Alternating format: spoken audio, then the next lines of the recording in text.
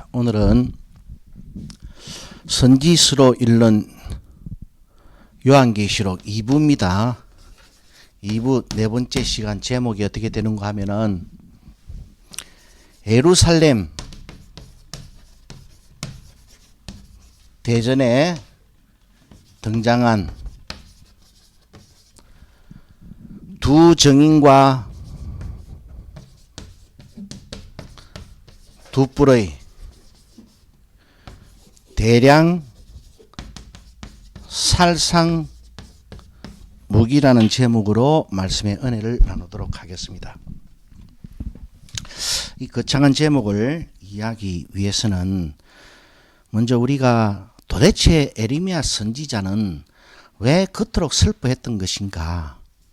하나님의 말씀을 받아가지고 백성들에게 전했는데 왜 그에게 돌아온 것이 정말로 비탄과 비애밖에 없었던 것일까? 그래서 도대체 에레미야 선지자는 어떤 하나님의 말씀을 설교했기 때문에 그와 같이 듣는 청중이 일평생 목회 사역 동안 한 명도 없다라고 해도 과언이 아닐 정도로 그와 같이 외면을 받고 동료 백성들과 종들로부터 그토록 비난과 멸시를 받다가 정신적인 공황 상태에 빠지게 되었던 것인가를 한번 알아볼 필요가 있습니다. 그래서 우리가 에레미야 38장의 말씀과 39장의 말씀을 여러분이 집에 가셔서 한번 정독을 해보시면 이와 같은 내용으로 요약이 될 것입니다. 에레미야 38장 1절로 6절의 말씀에 의하면은 에레미야가 백성들을 향해서 그리고 방백들, 백성의 지도자들, 종교 지도자들을 향해서 뭐라 일성을 바라고 있는 거 보면은 이 성에 머무는 자, 즉 예루살렘 성 안에 거주하는 자들은 우리는 그렇게 생각을 하잖아요. 복을 받으려고 하면은 에베란 건물을 열심히 출입해야 된다 생각하잖아요. 안 그렇습니까? 그죠? 그 당시 이스라엘 백성들도 예루살렘 성 안에서 하나님 신앙을 붙들고 있으면은 재앙과 멸망이 자기들에게 임하지 않을 것이다. 화가 변하여 복이 될 것이다는 굳건한 기복신앙의 심취에 있었습니다. 그런 백성들을 향해서 또 그 당시는 바벨론 왕 느부갓네살이 예루살렘 성을 함락시키려고 쫙 둘러가 진을 치고 있었던 것이거든요. 아사 작전에 돌입했을 때입니다. 참 이 설교를 하기 전에 또 중동의 화약고에서 하마스와 이스라엘 간에 결전이 임박해 있고 또 이란이 참전 의지를 불태우고 있고 헤즈볼라가 그놈의 새끼들까지 참전하면은 마지막 전쟁이 일어나지 않는가라고 종말론을 이렇게까지 전쟁 시나리오로 배워온 사람들은 지금 기가 솔깃할 겁니다. 제가 미리 말합니다. 주님의 다시 오심과 하나님만 나라의 도래와 적그리스도의 출현과는 그놈의 전쟁은 아무 상관이 없으니까 뉴스를 가만히 보고 있다 보면은 제 말이 거짓이 아니라는 것을 확인하게 될 것입니다. 아무쪼록 그런 전쟁 시나리오를 통한 요한계시록 강의에서 정신을 차리고 냉수를 마시고 속 차리고 나오시기를 바랍니다. 제가 이렇게 계시록 강의를 듣는 청중을 이렇게 대충 이렇게 훑어보니까 전쟁 이야기하는 부분에 있어서 저는 확인하기 내용이 좀 다르잖아요. 그리고 그런 부분에서 숫자가 많이 적더라고요. 그거를 딱 보니까 들어오는 사람들 중에 전쟁 시나리오에 이렇게 딱 인이 박혀 있는 사람들이 많은가 본데 제가 분명히 말씀드리지만은 제가 이 말한 것이 거짓말이라고 하면은 제가 이제 앞으로 진리의 방주 안 떼어야지요. 안 그렇습니까? 제가 분명히 말하지만은 그 지금 중동의 화약고에서 일어난 그 전쟁 그거 주님의 재림과 저 그리스도의 출현과 전혀 관계없다는 걸 내가 미리 딱 성을 갈고 공표합니다. 지켜보세요. 푸틴이 우크라이나를 침략했을 때도 초창기에는 뭐 큰일 나는가 싶었지요. 그거 지켜보면 딱 그래 됩니다. 그런 전쟁의 역사는 인류 역사가 생긴 이래에 빈번했었고, 교황이 세계 권력의 중심에 서가지고 온 유럽 대륙, 그 당시로서는 세계입니다. 세계를 통치할 당시에요. 그 넓은 변방 구석구석에서 얼마나 많은 크고 작은 전쟁이 일어나는 줄 압니까? 예? 이후에 몽고의 징기스칸이 유럽 대륙까지 물밀듯이 들어갔을 때요. 예? 세계가 변한 줄 알았습니다. 세계가 박살나는 줄 알았습니다. 말발굽 소리에.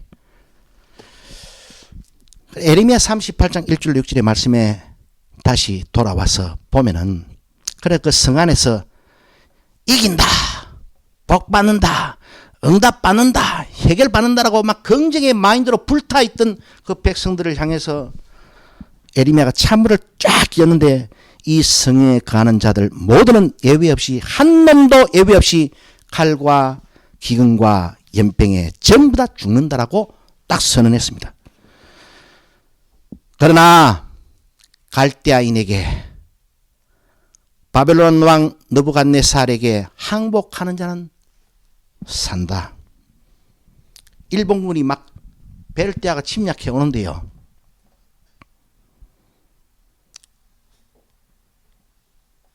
저놈한테 미리 항복하는 사람은 산다라고 말을 하면은 그 뭐 일반 백성들이 어떻게 생각하겠습니까? 저놈 저거 매국노 중에 상매국노고 신앙이라고는 하나도 없는 놈이고 저거는 하나님을 모르는 놈이다 라고 비난했을 겁니다. 그러면서 에레미야 선지자는 거침없이 계속해서 나아갑니다. 이 성이 반드시 바벨론 왕의 군대의 손에 붙임 바 될 것인즉, 너가 우리를 치러 오는 원수가 우리가 기도 열심히 하면은 주야 하면은 주야 삼창하면은 한 길로 들어왔다가 일곱 길로 주례낭 친다는 그런 성경 말씀 붙들고 늘어지지 마라. 그 말씀은 그렇게 너가 보고 생각하고 기도하라고 생떼쓰라고 준 말씀이 아니다. 무조건 항복해라. 항복하는 것만이 사는 길이다라고 외쳤던 겁니다. 그러니까 그 듣던 방백들이 왕에게 직고합니다. 시드기야 왕이시여, 저놈이 백성에게 평안을 빌지 않고 해를 빌고 있으니 저놈이 우리 보고 망하라고 기도하는 거나 똑같은 것 아니겠습니까? 저거 당장 쳐 죽여버립시다. 쳐 죽여버립시다. 그러니까 왕이 단번에 죽이지는 못하게 어떻게 또 했죠. 이후에 나오는 문장을 보면은 시드기야가 좀 굉장히 당황스럽게 그래도 여지를 좀 남겨두려고 애쓰는 흔적이 추측됩니다. 그래서 에레미야 선지자를 물이 하나도 없는 진흙만 있는 구덩이에다가 던져버려야 될 긴데 줄을 따라가 그자 내려버립니다. 그러니까 이제 올라올 수가 없는 거예요. 그자서 이제 물도 없으니까 목말라 죽는 겁니다. 양식도 없으니까 굶어 죽는 겁니다. 왜 그렇게 구덩이 깊은 곳으로 내려갔던 것인가? 죽음의 위협 앞에 직면했던 것인가? 다른 것 아닙니다. 하나님의 백성은 이긴다, 이긴다, 이긴다. 원수가 어떻게 하나님의 전을 약탈하도록 하나님도 그렇게 두고 보실 수 없을 것이며 우리도 하나님의 백성으로서 하나님의 아들, 딸들로서 우리 아버지에게 감히 무엄하게 도전하는 저 원수 같은 갈대아인을 이 시간에 우리가 목숨 걸고 기도해가지고 승리하게 하시는 것이 하나님께서 이 환난을 우리에게 주신 합력하여 선을 이루시는 하나님의 섭니다라고 막 믿고 죽게 하는 자기로 기도하고 제사 드리는 백성들한테 너가 항복해라. 안 그러면 칼과 기근과 연병에 죽는다라고 선고했던 겁니다. 그런데 계속해서 38장 7절로 13절에 보면은 에레미야가 이제 구덩이에 떨어졌을 때 그 왕궁의 내시죠, 내시. 내시인데 환관인데 구스인 출신의 에벤멜렉이라는 사람이 시드기야 왕을 설득합니다. 뭐 여러 가지 말로 설득 안 했겠습니까? 왕이시여, 에레미야는 선한 사람입니다. 하나님의 종이 맞는 것 같습니다. 함부로 손대지 마십시오. 살리셔야 됩니다. 목숨 걸고 충언을 했던 겁니다. 그 소식이 방백들의 귀에 들어가 보세요. 이놈의 새끼, 고자 새끼가 어디 안죽거리고 말이야. 매국노를 살려주려고 왕에게 아부를 떨어. 그래 바로 쳐 죽였을 것 아닙니까? 그러니까 목숨 걸고 시드기야 왕에게 에레미야의 구명 운동을 지건합니다. 그래서 시드기야 왕이 그 에벤멜렉 그 환관의 말을 듣고 에레미야를 몰래 구덩이에서 이제 건져 올려가지고, 그래도 궁금할 것 아닙니까? 그래도 뭐 혹시나 그래도 뭔가 좀 하나님이 함께하는 사람 같기는 같는데 뭐 이상하게 뭐 전 여론과는 배치되는 그런 비난과 경고와 심판을 막 아무데서나 내뱉어 쌓으니까 그래도 좀 불안도 한 김에 뭔가 좀 뭐 찝찝하고 이러니까 다시 에레미야를 건져 올리고 나서 살짝이 묻습니다. 니 한 개도 이러도 숨기지 말고 내게 한번 말해봐라. 그러니까 에레미야가 그렇게 이야기를 하지요. 내가 왕에게 알려드리더라도 왕은 듣지 않을 것입니다. 그런데 왜 알려달라고 하십니까? 듣지도 않을 것인데 내가 알려드리면은 왕이 내를 죽이지 않으시겠다는 약조를 줄 수 있습니까? 라고 묻습니다. 그래, 모든 생명을 창조하신 하나님의 이름으로 내가 맹세하건대 너를 절대로 죽이지 아니하리니 이로도 숨기지 말고 내게 말해봐라 그럽니다. 그러니까 에레미야 성경 38장 17절로 23절의 말씀에서 왕이시여, 지금이라도 저 모든 백성의 들끓는 여론을 무시하시고 모든 참모들의 지근을, 참모들의 주장을 무시하시고, 거기 뭐 윤회관이 어디 있고 뭐 친문이 어디 있고 뭐가 어디 있습니까? 그거 다 집어치워버리고 왕이시여, 바벨론 왕에게 항복하십시오. 항복하십시오. 그러면은 하나님께서 이 성에 내리기로 하신 재앙을 거두실 것입니다. 왕이시여, 그래야만 왕궁에 왕의 수종을 도는 모든 첩들과 당신의 아내와 당신의 자녀의 생명이 보존될 수 있은즉 왕의 생명도 보존할 수는 있습니다. 항복하십시오. 항복하십시오. 저들의 우렁찬 기도 소리 그 듣지 마십시오. 그는 하나님에게 울부짖는 기도가 아니고 사단에게 경배하는 울부짖음입니다. 저 지랄 발광들하면서 방언하면서 막 떠들어싸가면서 막 꿈이 있는 자는 망하지 않는다고 개소리 울퍼 쌌는데 저들의 말 절대로 듣지 마시고 주님께서 우리 교회를 향해서 고난을 받으라고 말씀하셨으니까 고난을 받으세요. 항복하십시오. 라고 간청을 합니다. 청종하지 않았으면 왕의 생명과 왕의 가족의 생명과 이 성은 불사람이 될 것이오니, 그렇게 말을 하니까 시드기야가 에레미야의 간청을 듣지는 않지만 이게 발설이 되면은 저런 놈을 또 다시 구덩이에서 꺼내줬다고 내 보좌까지 위태로워지니까 걱정이 됐을 것 아닙니까? 그러면서 이제 24절에 보면 쉿, 조용히 해라. 그래야 네가 산다. 에레미야가 시드기야 왕에게 영원히 사는 길을 가르쳐주는 내용과 시드기야 왕이 에레미야의 그 남은 그 얼마간의 생명을 살려주려고 간청하는 이 부탁이 내용이 그렇게 차이가 나는 거예요. 그러니까 네가 말하는 것은 들었으니까 그래 내가 막 그 들을 수는 없고 니 못 들으면 안 나. 저 느부갓네살 저기 얼마나 흉폭한 인간인데 저것들한테 항복한 그 나라의 모든 왕들마다 머리 껍데기 다 벗기쁘고 가족들 다 지금 중신들 첩으로 다 죽고 왕궁의 삼천궁녀들 다 빼내가 가지고 지 고관 대작단한테 다 그냥 사은품으로 나눠 주는데 내 보고 항복해가지고 그 꼴을 당해라고. 그런데 이어서 에레미야 성경 39장 1절로 3절에서는 시드기야 9년 10월에 성이 애워삼을 당했는데 2년 후인 11년 4월 9일에 함락이 되었다라는 딱 서술이 기록되어 있습니다. 그리고 나서 에레미야 39장 11절로 14절 앞에서는 바벨론 왕 느부갓네살이 자기의 경호 부장인 시위대장인 느부사라단을 딱 부릅니다. 어이 너 이리 와봐. 지금 이 시간부터 에레미야한테 손도 대지 마. 그를 선대하고 절대로 손끝 하나로 손대지 마라. 그거 진짜 바른 말 하는 인간이더라. 딱 된 거예요.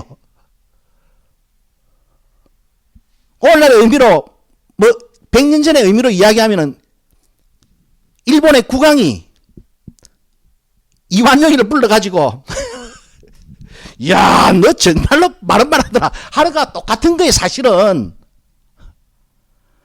그런 그 정말 설명이 납득할 수 없는 그 상황에서 하나님의 말씀이 영원한 복음으로 그 시대에 꼽혔던 겁니다.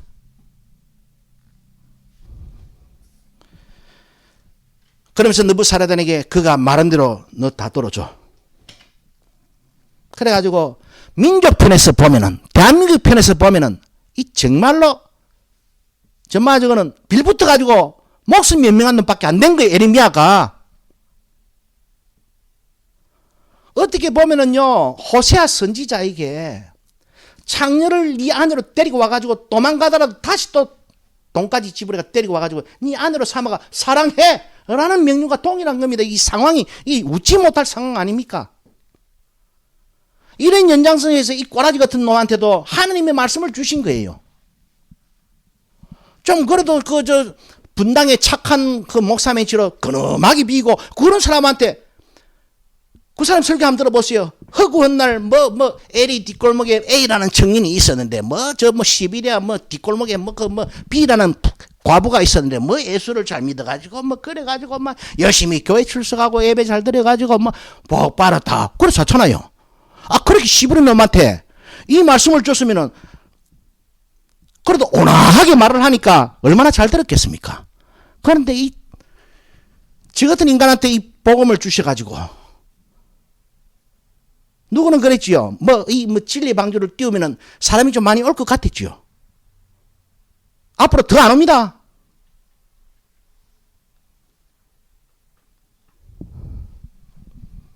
신경 쓰지 말라고 제가 말씀드리는 거예요.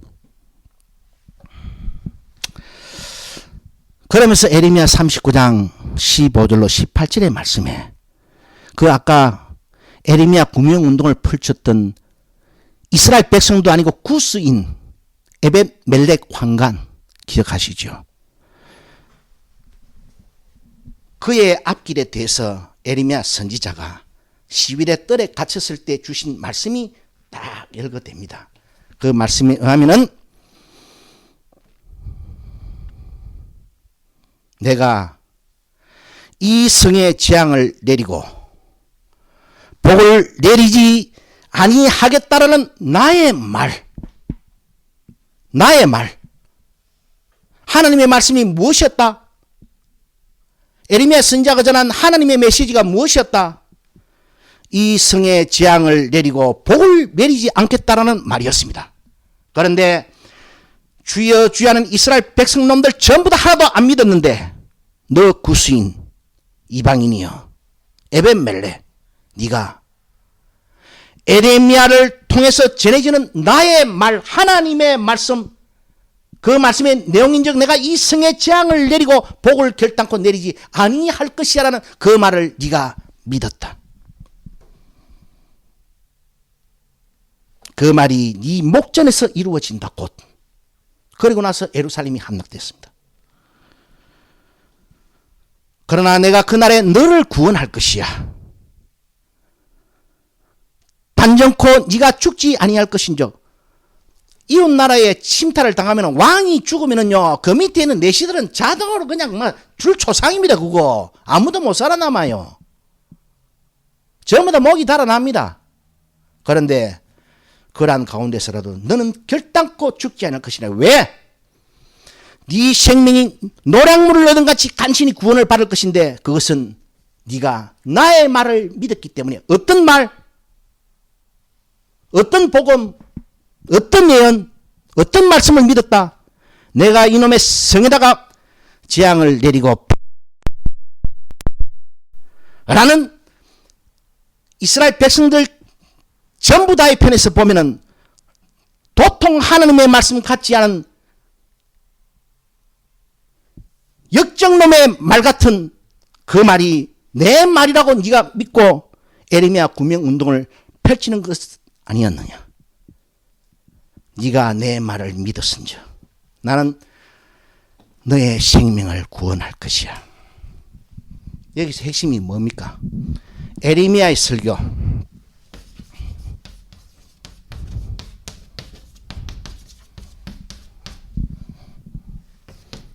칼, 기근, 연병입니다.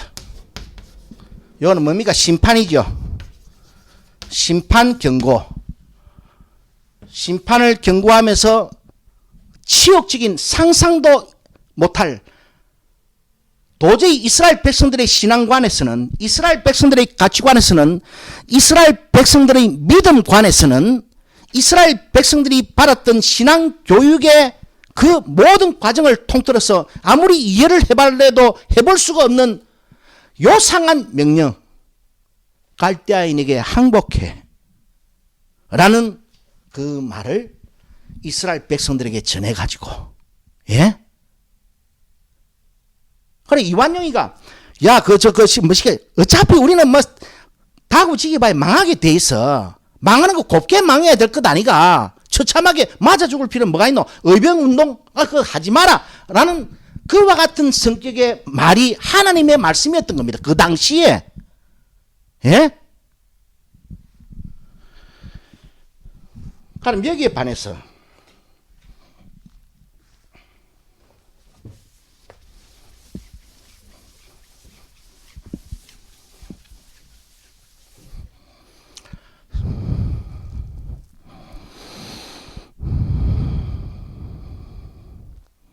거기에 반해서 거짓 선지자들의 설교는 무엇이었던 것인가? 우리가 저번 시간에 읽어보았죠. 에레미야 14장.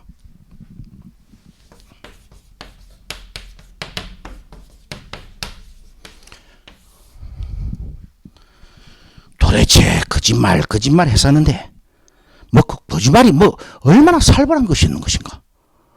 얼마나 뭐 잘못된 것이었으면은 그걸 거짓말을 했는가?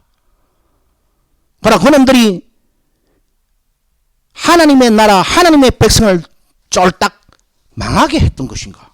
그게 뭐 그들이 뭐라 설교를 했기 때문에, 예? 그래서 우리가 그때 요약을 해보니까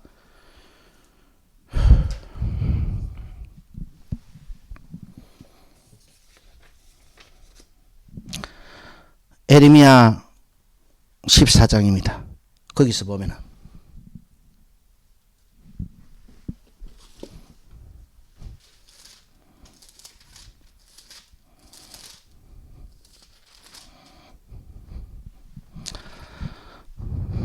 (14절에) 보면은 뭐라고 했는가 하면은 그들이 내 이름으로 하나님의 말씀이라고 전한다 이 말입니다. 거짓 예언을 하고 이 거짓 예언이 고로 거짓 계시다.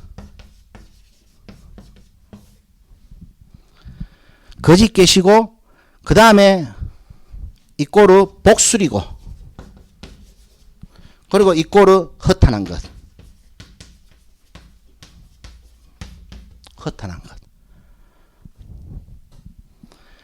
그러면 하나님으로부터 너가 내 이름으로 설교를 하는데 그것은 거짓 예언이야. 그럼 거짓 예언하는 그 사람들이 누구겠습니까? 그 선지자들은 거짓 선지자 아닙니까? 맞잖아요. 거짓 계시, 복술, 허탄한 것. 그 내용이 뭔가 싶어서 13절을 보니까 그들의 그 설교 핵심 주제가 뭔가 하면은 칼을 보지 않는다. 기근이 이르지 않는다. 하나님께서 이 성에 예배 보려고 모인 너희에게 제사 드리는 너희에게 기도하는 너희에게 뭐를 주신다? 확실한 평강을 주신다라는 요 세 가지가 그들 설교의 핵심 내용이었습니다. 확실하게 평강을 주신다. 말씀을 맺겠습니다. 오늘날에 거짓 예언이 무엇이겠습니까? 거짓 계시가 무엇이겠습니까? 복술의 교훈 곧 행음의 교훈이 무엇이겠습니까? 무엇이 허탄한 짓거림이겠습니까? 그 내용이 이 시대를 통과해서 오늘날의 시대로 이렇게 우리가 조명을 해보면요. 교회 안에서 주님께서는 교회에게 고난을 받으라 그랬습니다. 예? 너가 내 진짜 제자가 되려고 하면은 아파트 분양금 맞춰가지고 넓은 아파트, 평수 아파트 들어가라고 예언하신 것이 아니고 오늘 목사놈들 매지로 제자 되기를 따라오는 그 청년에게 야 여우도 꿀 있고 새도 보금자리가 있는데 인자는 머리 둘 곳이 없다라는 말씀을 하셨다 아닙니까? 예? 그 바꿔보면 이 안락한 데 살면서 뭐 내 제자 되겠다고 깝치지 마라. 예를 들면 그렇습니다. 사도 바울도 교회에게 고난을 받을 것을 예언을 했습니다. 고난 후에 다가오는 영원한 영광이 있다는 것을 가르쳤습니다. 그런데 오늘 목사들 입만 열었다면 뭡니까? 가난이 물러간다. 해결받는다. 응답받는다. 심지어는 나가서 역전한다. 꿈이 있으면 반드시 이루어진다. 망하지 않는다. 긍정의 마인드를 가지고 있으면 무조건 잘 된다. 그런 예언이 어디 있습니까? 그 줄창 그러면서 확실한 평강을 외쳤던 그 구약의 거짓 선지자 놈들 멘치로 오늘 이 목사들이 전부 다 확실한 복을 빌어주잖아요. 확실한 응답을 빌어주잖아요. 확실한 해결을 빌어주잖아요. 그놈들이 거짓 선지자고 그들의 설교가 미혹입니다. 여러분, 저 그리스도가 666표로 전 세계 흩어지는 기독교에만 표적을 딱딱 해가 맞춰가지고 살상을 한다는 것이 과연 오늘의 이 현실에서 오늘의 정치 역학 구도 안에서 그런 권력체가 등장할 가능성이 있습니까? 없습니까? 제가 하나 물어봅시다. 예? 푸틴도 시진핑도 그런 건 뭐네요. 그리고 사실은 그렇게 죽은 기독교인이라면 죽은 것이 아니라 여러분 그는 영원히 사는 건데 보상이고 영광이죠. 이제는 그런 기회가 주어지지도 않는 세상 아닙니까? 우리가 세상이. 또 어떤 무기가 말입니다.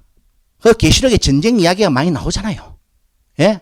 근데 그 전쟁을 말하기 전에 먼저 계시록 11장 7절에 보면은 두 정인이 땅에서 올라온 무지에서 올라온 짐승과 전쟁을 하다가 죽는다 그러잖아요. 그럼 거기서 하는 전쟁은 뭐 어떤 전쟁입니까? 두 정인만 표적 살인하는 그 전쟁이 어떤 전쟁입니까? 그 전쟁 이름 한번 좀 말해보세요. 예? 그 전쟁이 아니다 이 말입니다. 그래서 제가 두 정인과 두 뿔에 예루살렘 대전에는 이름을 붙였던 것 아니겠습니까?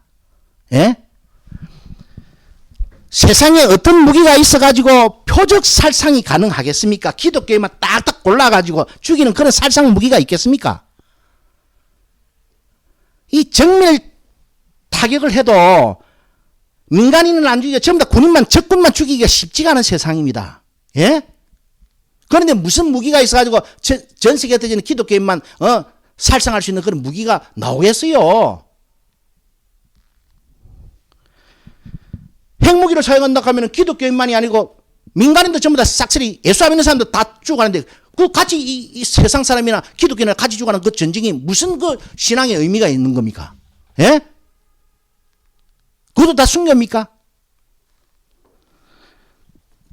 그러나 여러분, 기독교인만 딱 타격을 해가지고 그것도 대량으로 살상할 수 있는 무기가 뭔 줄 압니까?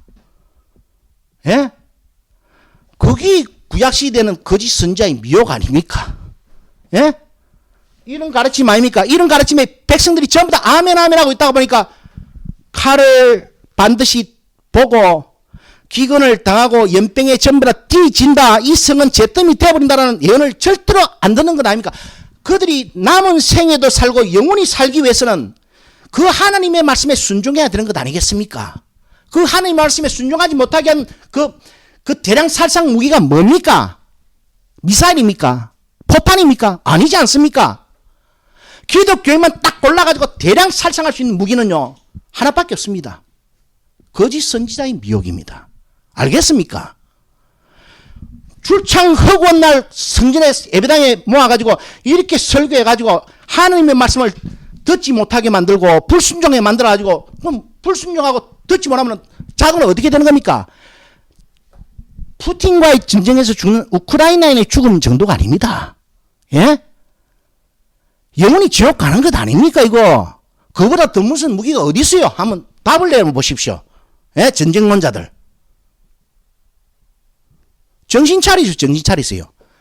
괜히 너 같은 그 종말론 강의 때문에 고춧가루 뿌려가지고 말입니다. 하나님의 말씀을 듣지 못하게 안 해놨습니까? 예?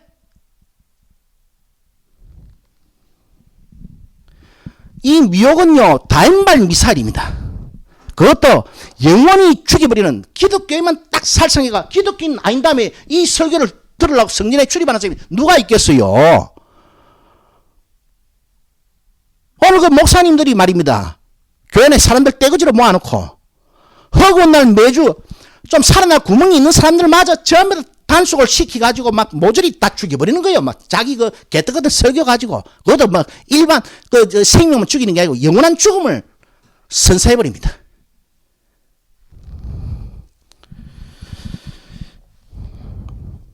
그래서 거짓 선지자의 미혹이 그토록이나 무섭다는 것을 다시 한번 명심하면서